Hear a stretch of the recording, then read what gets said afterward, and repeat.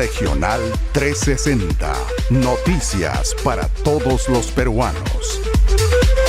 Hoy en Entrevista 360 estamos con José Luis Gil, ex integrante del Grupo Especial de Inteligencia que logró la captura de Abimael Guzmán, a quien hoy hemos recurrido para realizar un análisis de los cambios que se proponen desde el Ejecutivo para la educación intercultural bilingüe.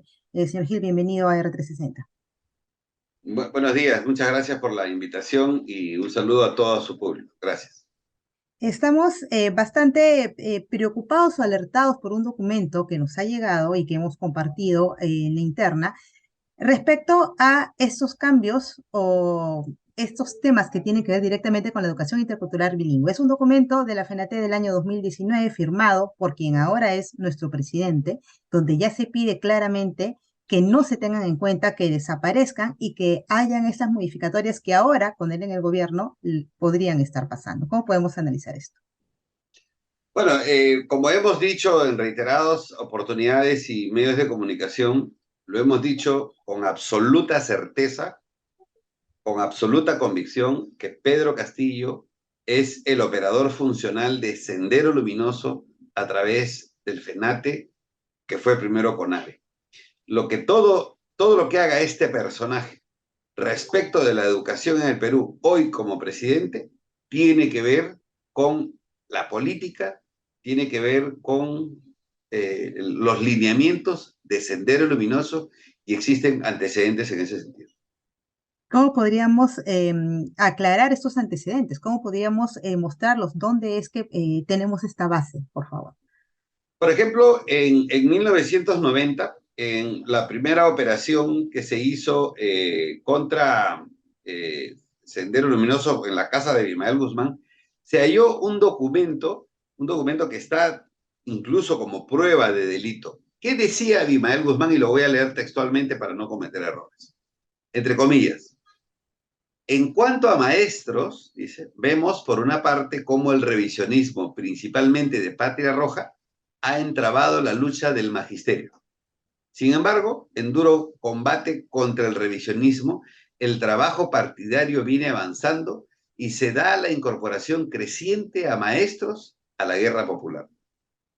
Cierro comillas. Fíjese usted, cómo desde 1990 daban cuenta de que la estrategia de capturar la educación del Perú estaba primero en incorporar a los maestros a la guerra popular. 526 maestros durante esta etapa nefasta de violencia criminal terrorista fueron capturados por la policía, por las fuerzas del orden. Ninguno está hoy día preso. Más de 13.000 presos por terrorismo en el año, hasta el año 2000 aproximadamente. Hoy solamente quedan 100 presos por terrorismo. Quiere decir que el foco de Sendero Luminoso siempre ha sido la educación. Por eso crean un organismo generado, como el CONARE, como el Comité de Reorganización de la Educación, para continuar esa política de tomar el control del magisterio. Ahora, no solamente tomar el control del magisterio para tener el control del dinero y de los maestros, sino el contenido. ¿Y qué podemos ver cuando revisamos, por ejemplo, las declaraciones de Alfredo Crespo Baragayrac, uno de los principales, digamos, dirigentes de Sendero Luminoso? Cuando fue detenido en el 2012, ¿no? Fue detenido en septiembre del 2012. ¿Qué dice? Dice, la escuela y la universidad son centros de ideologización, dice él, ¿no? Así como ustedes desde el colegio los han ideologizado, los han formado de una forma, dice, entonces también nosotros pretendemos hacer eso. Y dice, no hay educación al margen de las ideologías. O le dan ideologías burguesas o le dan ideologías del proletariado. Con lo cual esto nos demuestra que cualquier cosa que haga Pedro Castillo, operador funcional de Sendero Luminoso, ¿no es cierto?, está en línea perfecta con lo que ellos vienen planteando desde 1964 en materia de educación. Controlar a los maestros y controlar la línea educativa.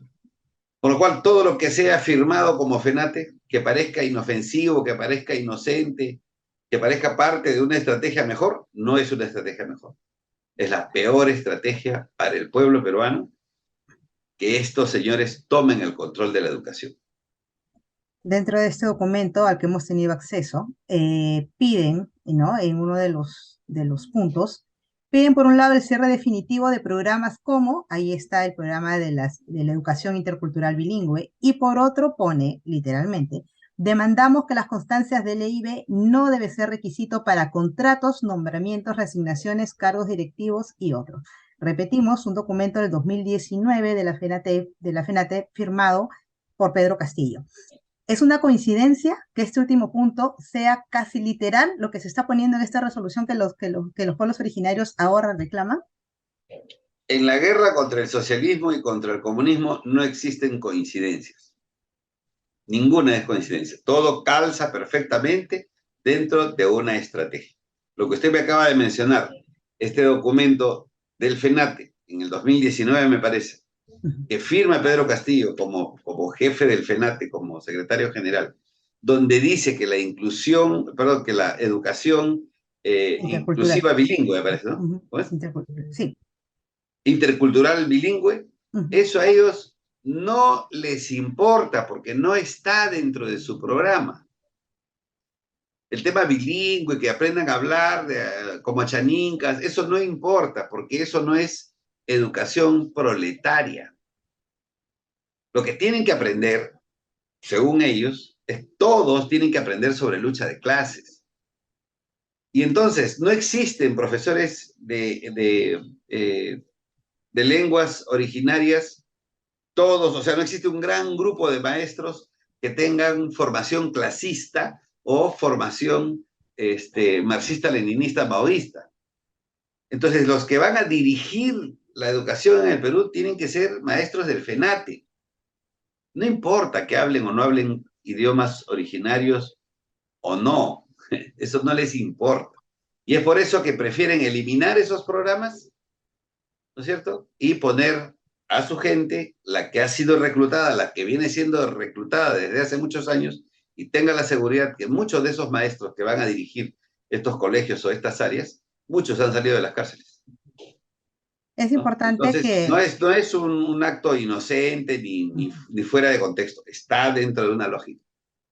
es importante que para quienes quizá no recuerden o piensen que se trata solamente de una federación que defiende o es una agrupación, un sector de los maestros, es importante recordar la relación que tiene con el Movadef y la relación por ende del Movadef con Sendero Luminoso. Sí, por supuesto, nosotros estamos en capacidad de demostrarlo, lo hemos hecho siempre en todos los foros.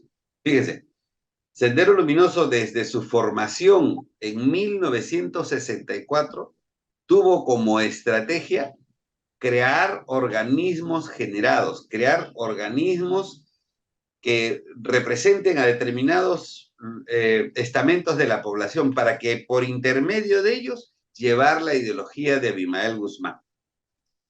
Esos organismos generados son, por ejemplo, grupos de mujeres, de músicos y artistas, de abogados, de médicos, de intelectuales, de obreros, de trabajadores, de amas de casa. A eso ellos le llaman organismos generados.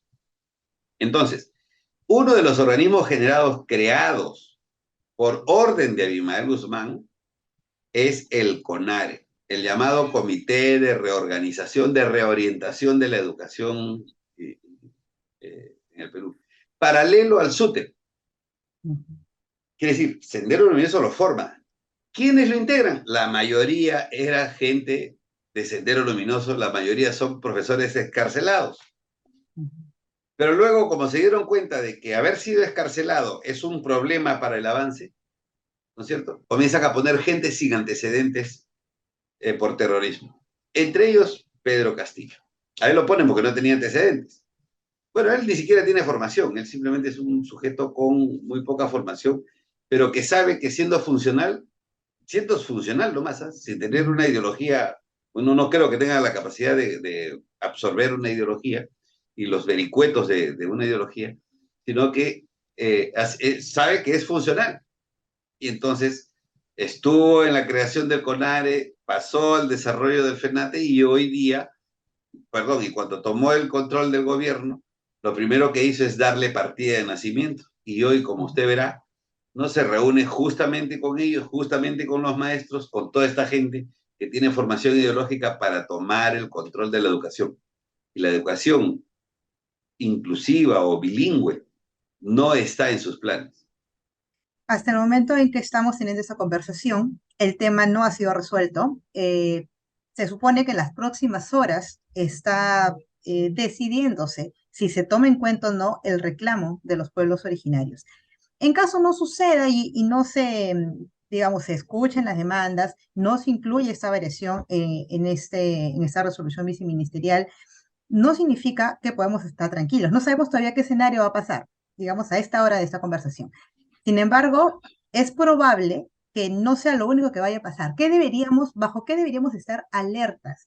¿Qué deberíamos no dejar pasar para que de alguna manera una situación como esta no nos sorprenda? ¿Qué es lo que no podemos dejar de ver? Todos los pueblos indígenas deberían unirse para luchar contra este gobierno filoterrorista. Porque si ellos, si las comunidades indígenas originarias no se ponen en pie de lucha hasta que se vaya este gobierno, el peligro en el que están para el futuro es muy grande. Probablemente los convenzan con algunas dádivas, con algunos bonos, con algunos programas, seguramente como lo han venido haciendo. Y hay muchos, lamentablemente hay muchas personas de estas comunidades que se han prestado por el bien de sus pueblos, seguramente, pero no se imaginan el daño que les va a hacer. No queda otra que luchar hasta que este gobierno se vaya con todos sus maestros filoterroristas, porque si no, la educación bilingüe originaria está en peligro. Y con ella estamos en peligro todo el país si es Todos, que no logramos detener esto a tiempo. pero Muchísimas gracias, específicamente esta comunidad, ¿no? Este esta grupo población. social, sí, esta población. Muchísimas gracias. Estuvimos hoy con José Luis Gil, ex miembro del GEIN, para un análisis de algo que es realmente bastante preocupante y que no deberíamos pasar por agua tibia. Muchas gracias. Muy buenas tardes. Regional 360. Noticias para todos los peruanos.